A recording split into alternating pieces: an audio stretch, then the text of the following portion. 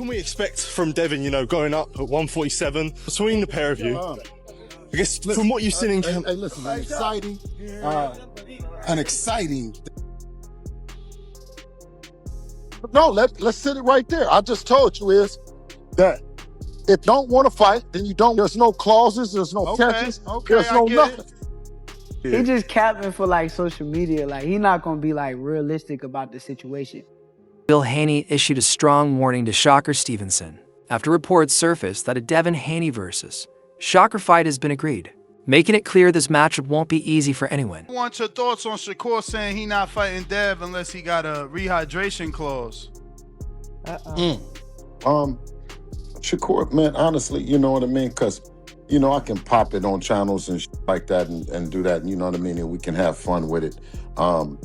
But, over here on the Boxing Voice, right, I want to ask, in or around the division, every bad motherfucker around Devin has gotten an offer to fight, or they've been in the ring, or, who else has that happened with? All the fights that the people want to see Devin fight, the person that got either a contract or Devin and got in the ring with him. Can we say that about anybody else? The long-teased showdown between Shakur Stevenson and Devin Haney has become one of boxing's most talked-about super fights, with years of history, tension, and stalled negotiations behind. I think that, was that ever something that you wanted to consider, though? Because I think people say this narrative was like, yo, if you know you could beat him, just fight him. Yeah, but why would I fight this nigga for the least money that I could get when it's like, okay, cool, let's go through the WBC, because that's what I did. Yeah. That they're trying to ignore. Right. They gonna ignore that whole part. I said, WBC, y'all do y'all job, enforce the fight, and we're gonna do it that way. They gave him the deadline to figure out was he gonna fight me or fight Regis. That man decided to move up. Yeah. But I really made the WBC do their job. That's what it really came down to. And whatever finish that they was gonna offer, that's what it was gonna be at the end of the day. So if they would have came back and said 75-25, would you I would have had no choice. I just try to go around the bullshit that was presented, because that's bullshit. Like, I'm a 2-division world champ. I unified at 130 in one of the biggest fights at 130 pounds. Like, if we're gonna be realistic. Shakur has already stated that if the fight happens at 147 pounds, it would come with strict post-weigh-in weight limit. I want me to come to 147, I'm coming in with rehydration clause. I don't even do that. But why am I going up to these guys' weight classes if I'm not planning on going there? So any of y'all want to fight me at 147? Yeah, rehydration. 10 pounds. 10-pound rehydration. That like the IBF rule, basically. You got to understand, that means on fight night, when we get in the ring, they're going to be 157, maybe 158. Max. No bigger than 160 that night. Right. I'm cool with that.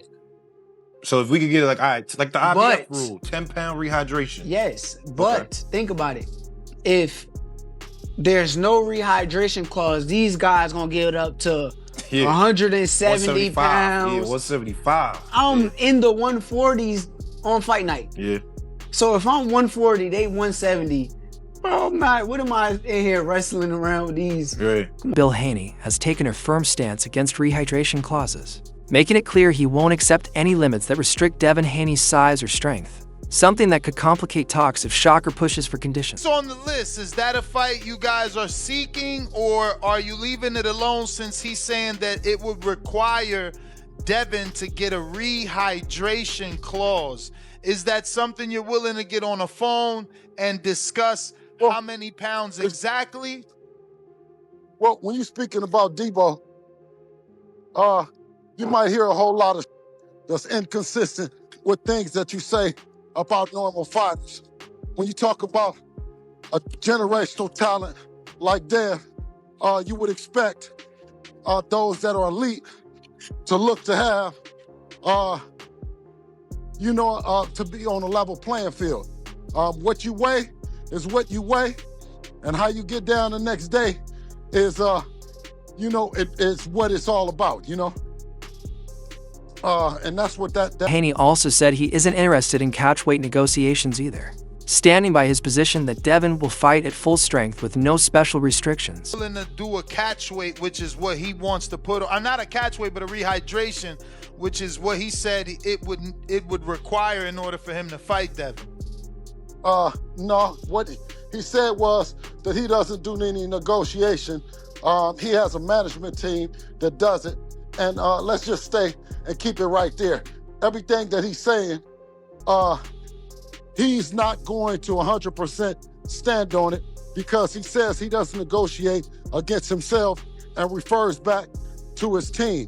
So I can't take any of that serious, especially like I said, given an opportunity that you understand that he says that based on Conor Benn doing something that he felt might be unfair and putting it on Chris Eubank is what he's saying that he might do. Analyst Bruce Crinkton believes Shakur Stevenson would outbox Devin Haney by controlling distance, angles, and timing.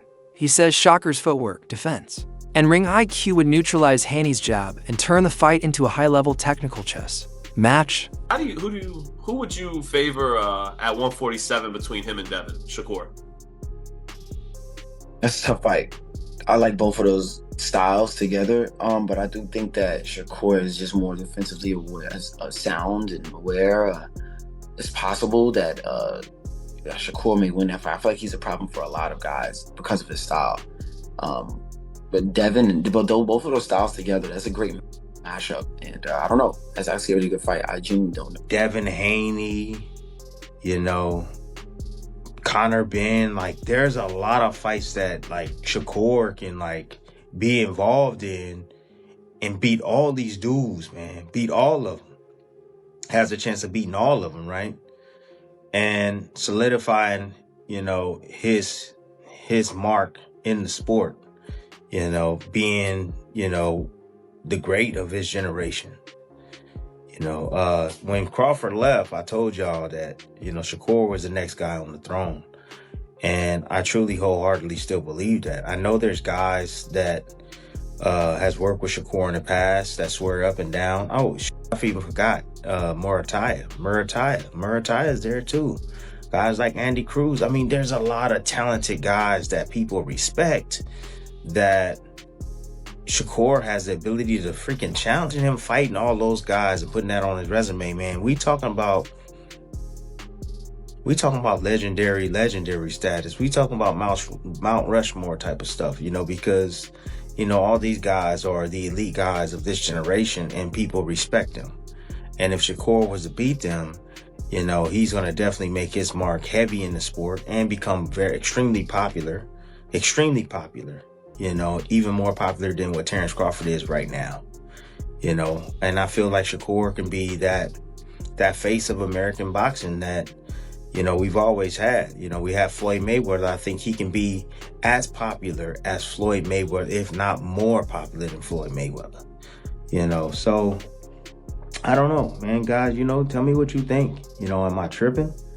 But there's a lot of potential matchup for Shakur that can really grow his. Want to take the fight? He would take the fight. Hopefully, bro. I hope he would take the fight. In terms of answering your question, a bright enough star, he's already entertaining me on Twitter and social media and stuff like that. So I guess he sees some money potential in this fight right here.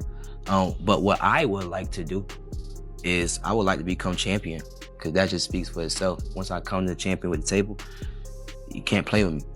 You know what I'm saying? Everybody know me. People know me. I can go to the UK and sell. I can go anywhere and sell. My first main event, I sold 10,000 tickets.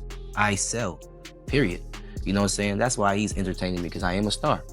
But when I come with that world title, whether I beat Dalton Smith or I go move up a weight and beat Lewis Crocker, once I come with them world titles, it's just a different